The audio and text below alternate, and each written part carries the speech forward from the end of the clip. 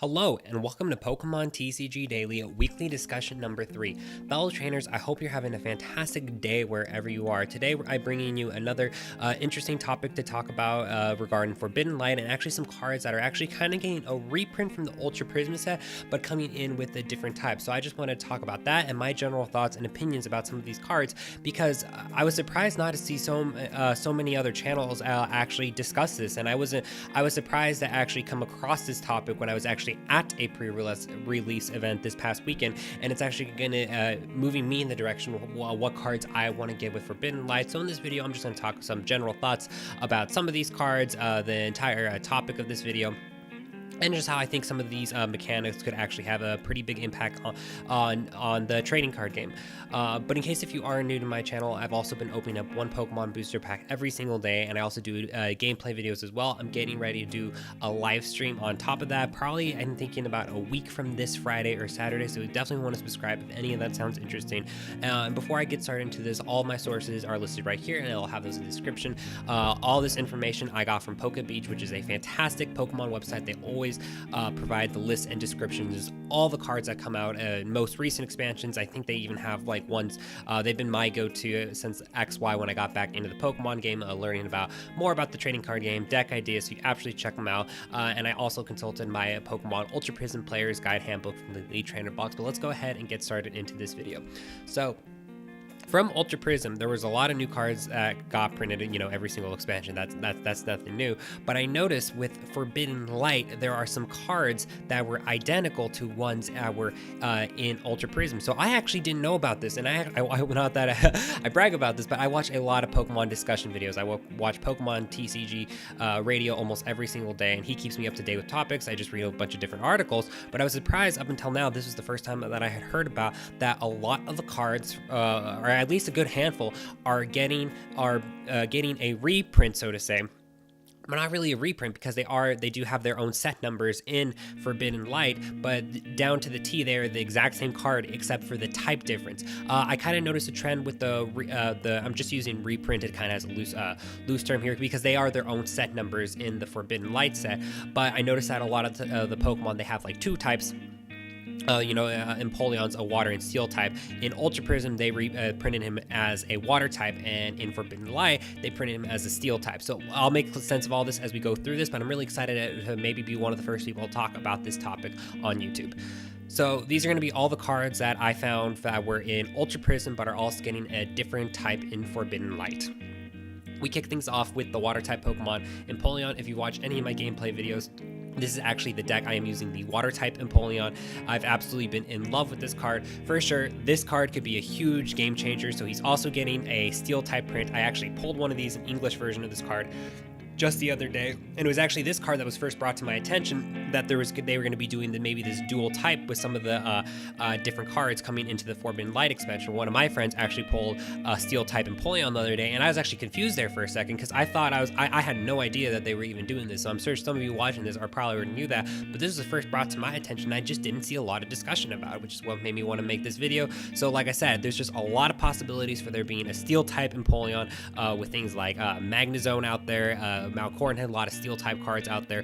All the evolution Pokemon also got reprints as well. Here we have Torterra, who also now has a fighting type as well. That's where I said the whole thing at the beginning, or a couple minutes ago, where not necessarily Torterra, I think he is only a grass type Pokemon. He is not also a fighting type Pokemon, but the one on the right side you see on the screen is the one that's coming out in Forbidden Light. So just another, just a different type of that Pokemon. Exact same attack, exact same HP and everything else, just a different type.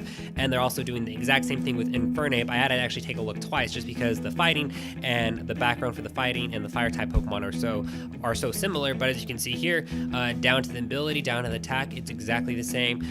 These Pokemon are all pretty straightforward. One of the best ones I think that's getting an alternate type from these is Empoleon, but who knows, maybe the other ones will mix in there. Let me know in the comments down below your opinion about this, because I absolutely want to hear from you. So this is just all those cards back to back that are getting their reprint.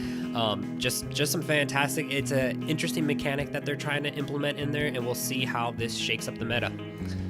Like I said, Empoleon is just my favorite. We move on to Dialga and Palkia. So I was surprised to see, again, this was another card that was brought to my attention, So on one of my booster pack openings the other day, I actually pulled the Forbidden Light Steel type Dialga that you see there on the right side. I was actually super thrilled to see that. But like I said, so he had a Dragon type. He had a Dragon type in Ultra Prism, and now he's been reprinted in Forbidden Light as a Steel type. So just very interesting that they're deciding to do that, throw in just kind of another wrench. It'll be interesting to see if they do that kind of thing moving forward. I see a lot more flexibility, but this is one of the cards, like I said, not that I did this like from the top to bottom ones. I think that could have the most impact on the game, but there was definitely a reason why I put Napoleon up there first. There's a reason why two of the legendary guys are here right now. I just think that the Steel type, it could definitely have a lot of interesting mechanics into here, and here we have Palkia right here. Again, like I said, the only thing that really changes is that the type, and then that it has a weakness. So in the Steel type, you now see there that it is weak to fire, and the Dragon one is weak to Fairy, so it'll be interesting to see how that changes things up. But like I said, even both the Dialga GX and Palkia GX, you know, this is gonna be crazy to say. As far as like legendary Pokemon, they are on the lower end of HP kind of thing. So both of those Pokemon, both the Dragon version and the Steel type version, there are a lot of Pokemon. For the Dragon one that you see here on the right side, you got to worry about guys like Gardevoir GX, who can hit you out in one turn. And while it's less popular than it was a couple years ago, but there's still a lot of other fire types out there too. You got to be thinking there's a lot of ways that fire type Pokemon could quickly put out this Steel type Dialga as well. The same goes Palkia, the water version of it. I don't know if I see it. I mean, it could still do some damage for sure, but with guys like Tapu Bulu and Golisopod GX out there, you're talking maybe for a couple of those cards a one energy on Golisopod GX potentially knocking him out. But now we move on to some other exciting Pokemon as well. So Magnemite, Magneton, and Magnezone. Nothing really too special here about Magnemite. You see the Ultra Prism ones respectively on the left, and the Forbidden Light ones on the right. Like I said, from the Ultra Prism, there was another Magnemite. There was two Magnemites included that one. The other one had an ability. I don't remember off the top of my head what its abilities was, but two straightforward cards. But the big reason why people want to include this card in their deck is for Magnezone. So if you're already familiar with the Steel type Magnezone from Ultra Prism, you can attach as many Steel Energy cards from your hand to one of your Pokemon. And it looks like they're starting to give Electric Pokemon some love, because that's what it looks like. The Magnezone, for the one you see there on the right, is going to be able to do for Electric type Pokemon, attach as many electric type electric energy as you want to from your hand to your Pokemon. So this could really give a boost to electric type Pokemon, because there really isn't right now, at least I'm not familiar with, with an electric type deck that is really potent in the standard format right now. Expanded format, that's a completely different story. Right now, I currently don't even have a good expanded deck ready for even like League Night and stuff. Mostly I just play in standard format. But it'll be very interesting to see what this card does and if it can boost Electric-type Pokemon at all. Next, we move on to Gible, Gabite, and Garchomp. Of course, like I just said earlier, I should have cropped that a little bit better there. But I'm already halfway through this video, so I want to just keep going now. Like I said, pretty straightforward Pokemon. Ascension for both Gible and Gabite allow them to evolve into their final evolution respectively, so you can get out Garchomp super quickly. Now this is the reason why I put this one kind of low on this. Like I said, this isn't necessarily like worst to bad or anything, but even the fighting Garchomp that you see there on the right, I don't know if I see it being used as much as the one from Ultra Prism, because its weakness is grass, and that sucks. Like I said earlier, same thing for Palkia with Tapu Bulu and Golisopod GX running out, and you're talking about you can knock that Garchomp out there on the right in one hit. So I don't know if I see that being used, but like I said, it'll be interesting to see what people's deck designs are and stuff with this. Like I said, it could be super user friendly, again, with other cards out there like Lucario, both the non-GX version and the GX version. Rotom, I'm going to go through this one kind of quickly. We haven't seen a lot of the Rotom Pokemon because there was a glitch with them on the online game, but I'm still interested to see if someone can make a really good Rotom deck. Let me know in the comments if down you've done that below, but a gorgeous card. Both of these cards are gorgeous nevertheless. Moving on to Snover and Abba Snow. Like I said, just the basic Pokemon. The one on the left there from Ultra Prism is a water type. The one on the right is now a grass type. Kind of like what I said earlier, you know, that's the type they have, I think, in the game. Well, actually, he's an ice grass type Pokemon in the game, but still water for the trading card game. Now, this card, though, Abomasnow, I could maybe see the grass type one being used, and exactly what I just said. I've said this so many times, and I should have included pictures of them for people who aren't familiar with them. But two of the most popular decks out there, it's Galactapod GX and like Zoroark or something, and then Tapu Bulu, and I forget the guy with the strong charge that can charge them up. But there's two grass decks out there, and I think there's a couple other ones with like Venusaur and stuff. So that Abomasnow on the right, the grass type one that's coming out in Forbidden Light, oh yeah, I could absolutely see that card being used. Attach one energy from your discard pile to one of your Pokemon, and it's only stage 1, so it's a little tough to get out and maybe a little clunky trying to work in your deck, but there's definitely options there.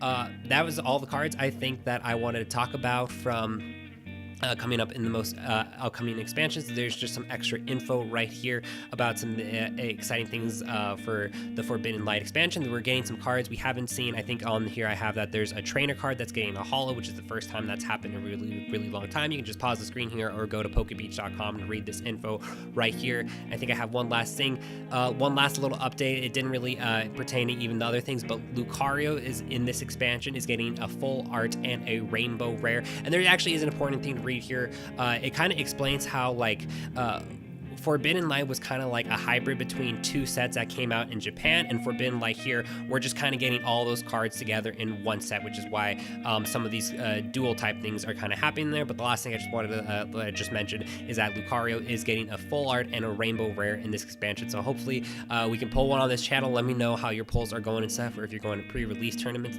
or things like that. But that's all I have for this video for this week. Thanks for watching. Don't forget to like and subscribe. I'm planning to do a live stream soon. This was super fun to get together. Like I said, this was not meant to be like the best presentation in the world or something, just something I got together quickly. If this is something that people are interested in, I might even do something like this more often, maybe once a week. But as always, trainers, I hope you're all doing well, and I will see you tomorrow as always.